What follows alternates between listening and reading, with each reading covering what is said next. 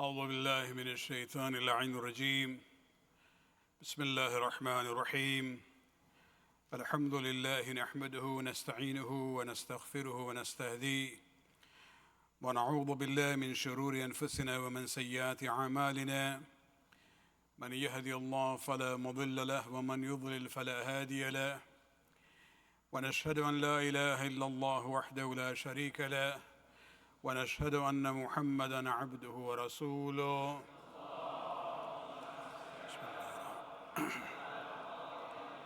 سيد المرسلين وخاتم النبيين ورحمة للعالمين وصلى الله على آله الطاهرين الذين أذهب الله عنهم الرجس وطهرهم تطهيرا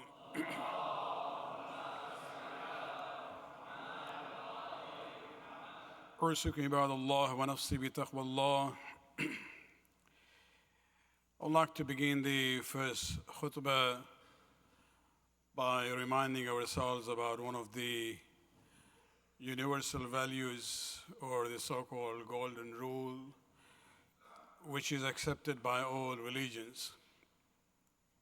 For example, the phrase which is there in the Bible, do unto others as you would have them do unto you. In Islam also we have a similar statement from Rasulullah sallallahu alayhi wa sallam.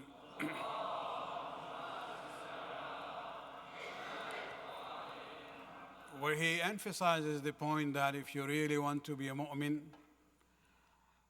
in a practical sense, he says, أحب للناس ما تحب لنفسك تكن مؤمنا.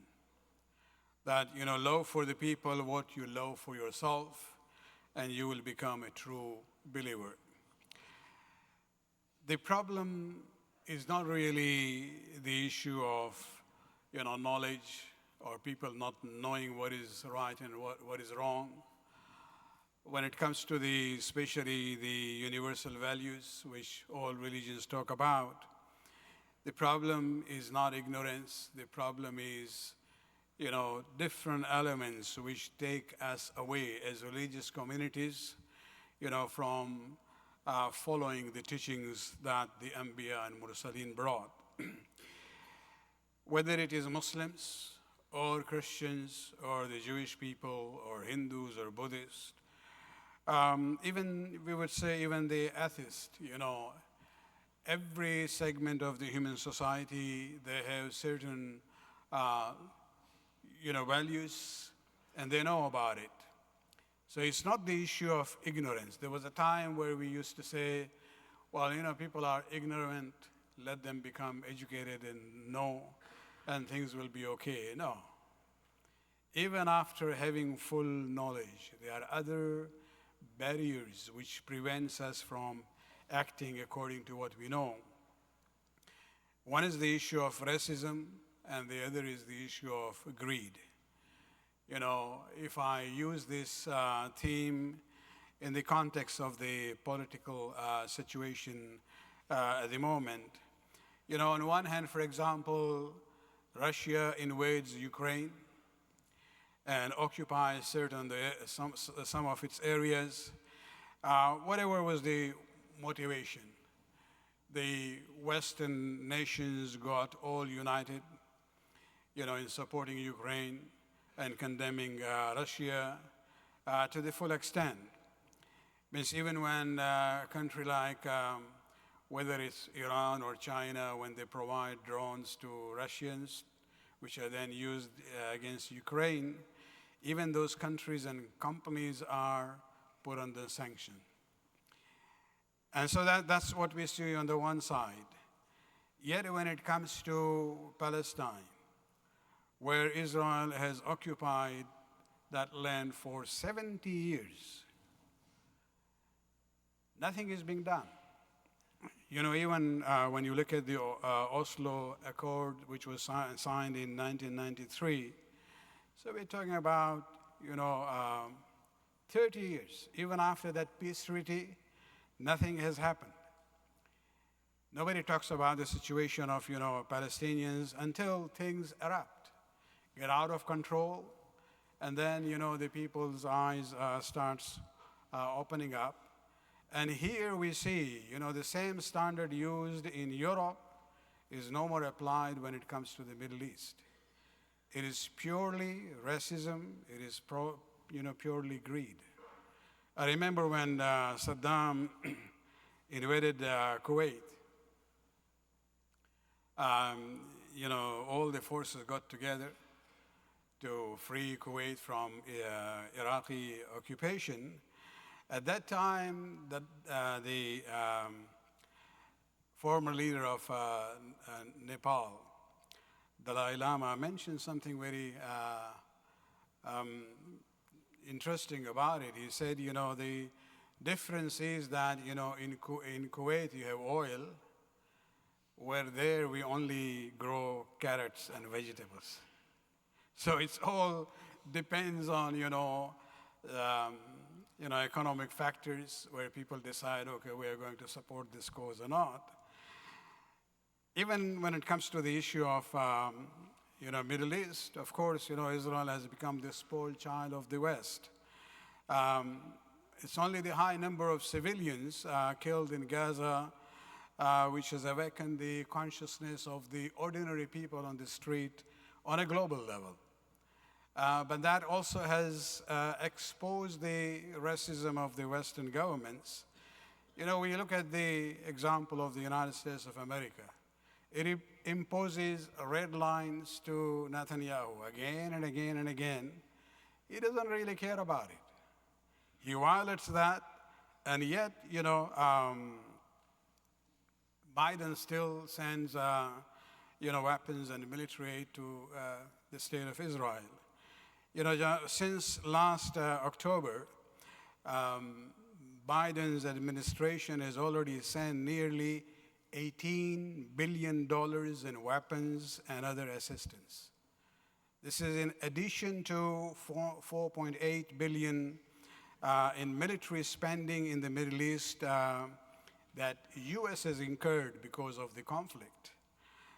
There was a very good article written by Mohammed Bazi, a journalist professor in U.S., published yesterday in the Guardian newspaper, where he says that the Biden administration has spent at least $22.7 billion in its efforts to bolster Netanyahu's government, and it might surprise many U.S. taxpayers who are footing the bill at a time when Washington is struggling to tame inflation and the Federal Emergency Management Agency lacks enough funding to make it through the rest of this year's hurricane season. So there are problems locally, yet that much is being spent for Israel. And again we see Netanyahu humiliates Biden. Although Biden had this pressure, leverage against Israel from very beginning, that we will stop the weapons. Only now they're saying about this issue of the humanitarian aid being stopped to northern part of Gaza. This could have been done right in the beginning when they're talking about ceasefire and things like that. At least now, UK's, United Kingdom's Prime Minister is also being forced to think about these issues, and they are thinking about sanctioning 2 Israeli ministers because of the comments that they had made about Palestinians. This is the whole issue. Racism, the way it plays out. Smotrich, the Israeli finance minister, he actually uttered these words: starving civilians in Gaza might be justified. This is what they say. It's okay, let them starve and die. You have the National Security Minister, Ben-Gvir, who praised the violent settlers in the West Bank as heroes of Israel. And both of them, they are considering, British government is thinking about sanctioning them, but they already have given the response. They say, we don't care about you, we are not afraid of you. This is where the inner spoiled child of the West is concerned. And at least the British Prime Minister now said something where the Western leaders should have said it from day one. And this is his statement today in Berlin, where he says, I say once again to Israel, the world will not tolerate any more excuses on humanitarian assistance. Now, it's not only the issue of humanitarian assistance. What is the issue, of killing the civilians? More than 30,000, even if you look at the number and say 15,000 were militants, according to their estimation, you still have about 30,000 people, civilians, children, women, elderly, with nothing to do with this conflict. And, it looks so ridiculous. On one hand, you are saying we have to make sure we give them humanitarian assistance, to feed them, to keep them alive. On the other hand, you say, okay, we'll give you special, weapons, which are not only precise, which will go and kill more bystanders than the actual militants. And this is, it doesn't make sense at all. On the one hand, you're talking about humanitarian aid. On the other hand, you're, giving these 2,000 pounds bombs. And this is where we see the issue. It's not ignorance. It boils down to the issue of racism and greed and, economic interest that these nations have. May Allah subhanahu wa ta'ala hasten the appearance of the Mahdi Ajjalallahu ta'ala Faraj Sharif, so that we can have, inshallah, true peace in the world. إن أحسن الحديث كتاب الله العزيز بسم الله الرحمن الرحيم والعصر إن الإنسان لفي خسر إلا الذين آمنوا وعملوا الصالحات وتواصوا بالحق وتواصوا بالصبر.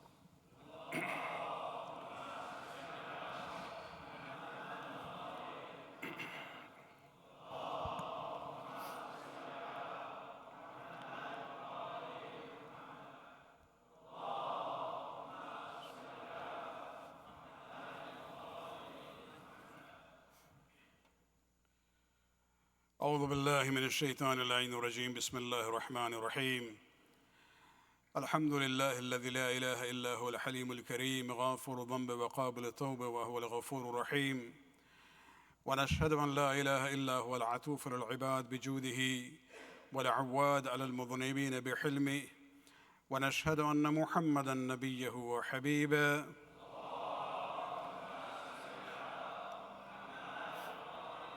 سيد المرسلين وشفيع المذنبين ورحمة للعالمين صلى الله عليه وآله الداعين إلى سبيل الله بالحكمة والموعظة الحسنة قادة الأمم وأولياء النعمة ومعدن الرحمة عوسكم عباد الله بتوبة ما صرف من ذنوبكم. On Sunday, when we celebrated the birth anniversary of our 11th Imam, Imam Hassan al-Askari alayhi salatu wasalam,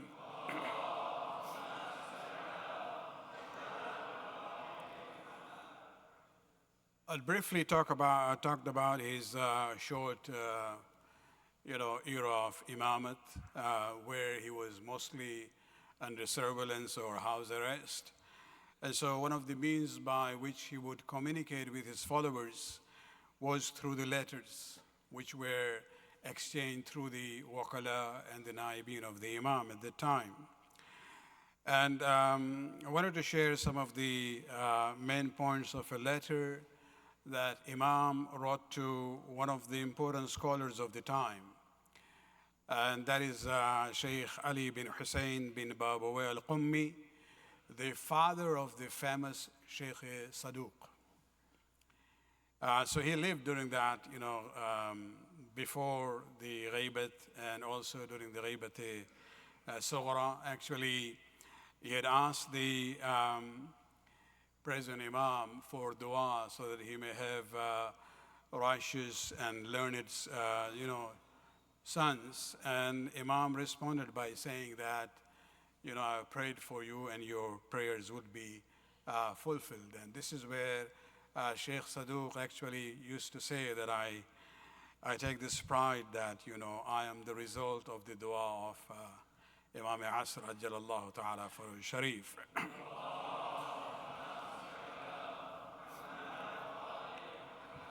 So this is a letter that the 11th Imam wrote to Ali ibn Hussein al-Babawayh, where he addresses him in a way which shows how highly he was looked upon by the Imam. And this is where we come to realize that, those who were righteous scholars, even the Imams would actually show them that respect, where he says, "Usika, I advise you, Shaykhi wa Mu'tamadi wa Faqihi." O my elder, O my trusted one, O my jurist, O Abu al-Hasan Ali ibn Hussein al-Qummi, may Allah of His mercy bless you with His pleasure and place among your progeny righteous children. What is the advice that he wrote to him? Now, I don't know whether this was solicited by the Shaykh, or was it that Imam just, initiated that letter to him. The very first thing he says, "Usika bi taqwallah." I, advise you to guard yourself against displeasing Allah subhanahu wa ta'ala. Now, this is a kind of an explanatory translation of taqwa, which means, to have this consciousness of Allah's, presence in our life. It is when we are aware of Him, that where it becomes a very strong element in keeping us on the right path. Anyone who has gone through a situation, unfortunately, of a sin, if you really reflect about that moment, you will come to realize at that moment, Allah was not in my mind. If He had been, if Allah was in my consciousness, that thought itself would prevent me from committing the sin. And so that's why you will see Quran talks about taqwa quite a lot. In Nahj al-Balagha, you will see one of the main themes of Nahj al-Balagha is the issue of taqwa. And of course, Ali is known as Imam al-Muttaqeen. This is basically overarching value for a Muslim, for a Shia of Ahlul Bayt. So that is about we and Allah subhanahu wa ta'ala. Number 2, he says, وَإِقَامَةُ الصَّلَاةِ وَإِيتَاءِ الزَّكَاةِ فَإِنَّهُ لَا تُقْبَلُ الصَّلَاةِ مِنْ مَانِعِ الزَّكَاةِ. Then he singles out 2 important things. He says establishing the prayers and giving in charity, whether it's wajib zakat or sadaqah, because the salat will not be accepted from somebody who is mani', he prevents the zakat. Although he knows it is wajib case and he doesn't pay, he becomes mani' of zakat, and Allah subhanahu wa ta'ala has linked together. In a sense, we are given this message that, remember, salat symbolizes the fulfillment of the haqqullah, the rights of Allah subhanahu wa ta'ala, and zakat is a symbol of huququn nas, the rights of the people. Both are very important for our najat and salvation. Then in the third segment, Imam goes to some akhlaqi issues on a personal level, how we have to reform and improve our own character. He says, "Usika bimaghfirat al-dhanb." I advise you to ask for forgiveness of sins. We are not infallible beings. We will make mistakes. And Allah subhanahu wa ta'ala is Ghaffar and Rahim. But we have to ask Allah to forgive us. This is what we are even taught in our daily prayers. The statement between the 2 sajdas, Astaghfirullah Rabbi wa Atubu ilayh, is actually a reminder and a way of teaching us to constantly ask for forgiveness. Number 2, the Imam says, وَكَظْمِ الْغَيْظِ. the issue of suppressing your anger. Because Allah has given us different, feelings and emotions. All are valid. They are required for survival of a human being. But the challenge is to see when to use it and when to suppress it. And this is where Imam says, كَظْمِ الْغَيْظِ, to suppress your anger. You have to learn how to do that, whether it is at home or at workplace or in the community. I began with the home because, sometimes we think, all these good things are for outside. No, it actually starts from home, how we treat those who are close to us. Number 3, wasilat al-rahim, to maintain the ties with your blood relatives. Allah says, I have made you relatives of one another, and I would like you to fulfill the duties that you have towards one another. Number 4, as far as, akhlaqi improvement is concerned, Imam says, وَمُوَاسَاةُ الْإِخْوَانِ, to be charitable to your brethren in faith. And also, وَالسَّعِي فِي هَوَائِجِهِمْ فِي الْعُسْرِ وَالْيُسْرِ, and also to fulfill their needs. Whether you are in a restrained financial situation or you are in the state of affluence. Even when you are restrained, do whatever you can within your means at that time. And number 5, Imam says, وَالْحِلْمُ عِنْدَ الْجَهْلِ. Many times you might see a situation where somebody is not being kind to you, whether in words or other ways. And you realize that this person is reacting to me out of ignorance. He doesn't know the reality. In such cases, you basically have to express your hilm, your forbearance, and it's better to move away and ignore such situations. The 4th segment, again, Imam then talks about 4 qualities that we need to work on it. Number 1, وَالتَّفَقُّ فِي الدِّينِ, educate yourself in the matters of religion. There is no graduation for it. Many times we think, we took our children to the madrasa after grade 12, if we have that. Not all communities have that anyway. Now that they've graduated, this is the end of, religious studies and training is gone. No. The hadith where the Prophet says, seek knowledge from the cradle to the grave, applies to this situation also. We have to constantly learn.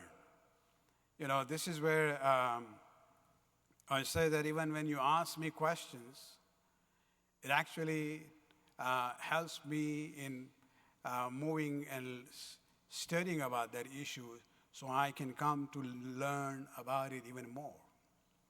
Because asking question is actually the key to knowledge.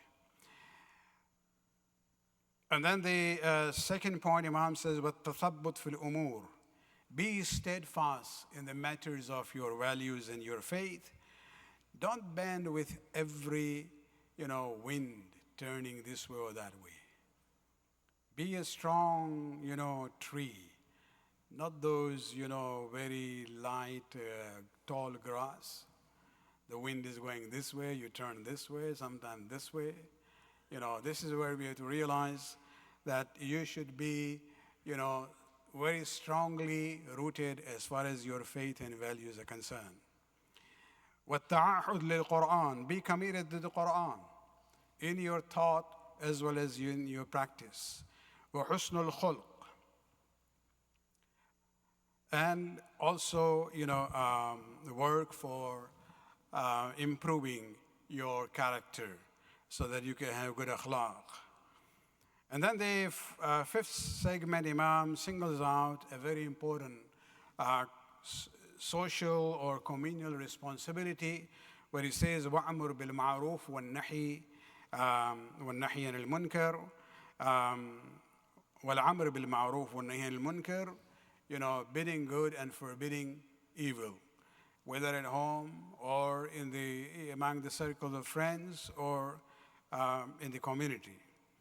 Number 6, the Imam talks about وَاجْتِنَابِ الْفَوَاحِشِ كُلِّهَا, refraining from vices and indecencies altogether.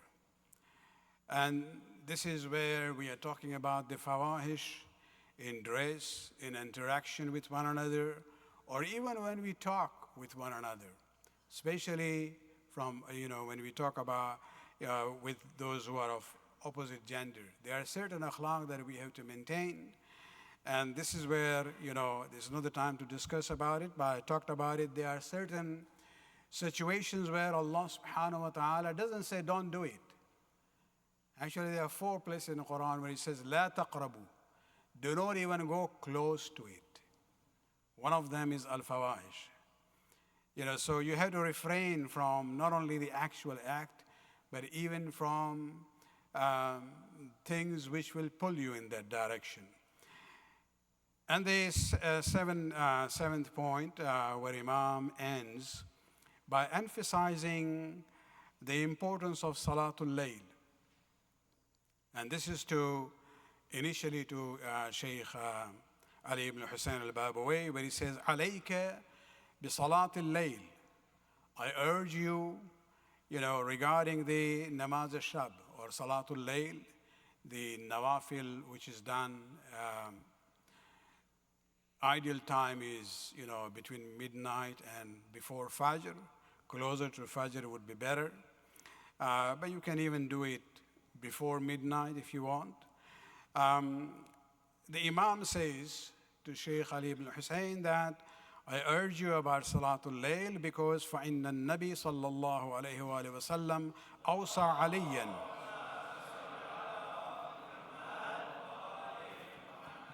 He says because the Prophet gave this advice to Ali, where he said, Ya Ali, alayka bi salatil layl, alayka bi salatil layl, alayka bi salatil layl.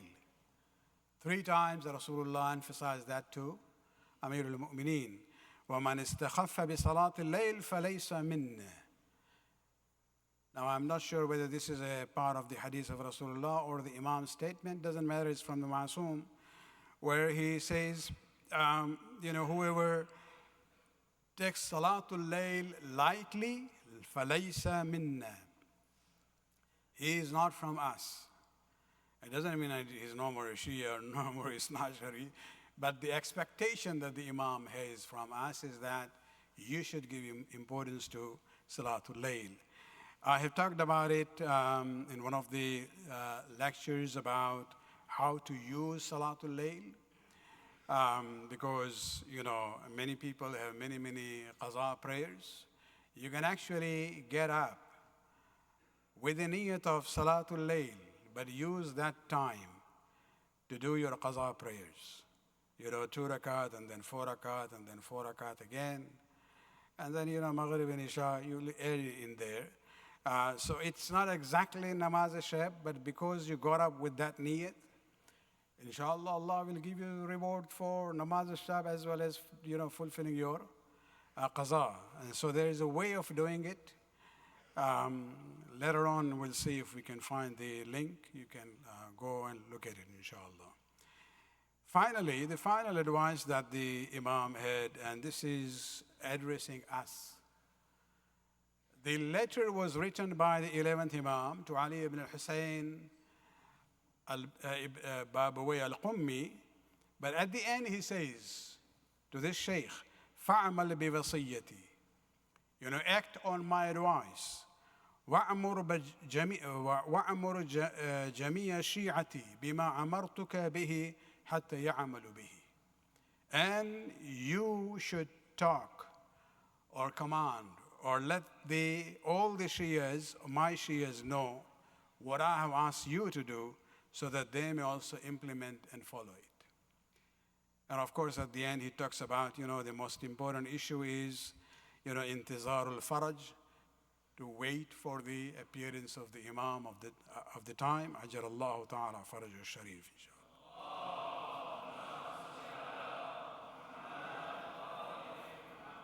So inshallah, if anybody with these humble words is encouraged to initiate or remember or continue with Salatul Layl, don't forget me in your dua for that qunut. اللهم صل على سيد المرسلين وشفيع المذنبين نبينا محمد صلى الله عليه وآله وسلم.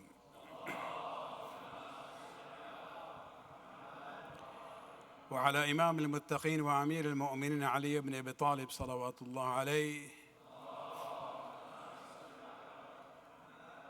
وعلى سيدة نساء العالمين سيدتنا فاطمة بنت رسول الله صلوات الله عليها، وعلى سيد شباب أهل الجنة الحسن المجتبى والحسين الشهيد بكربلاء عليهم الصلاة والسلام.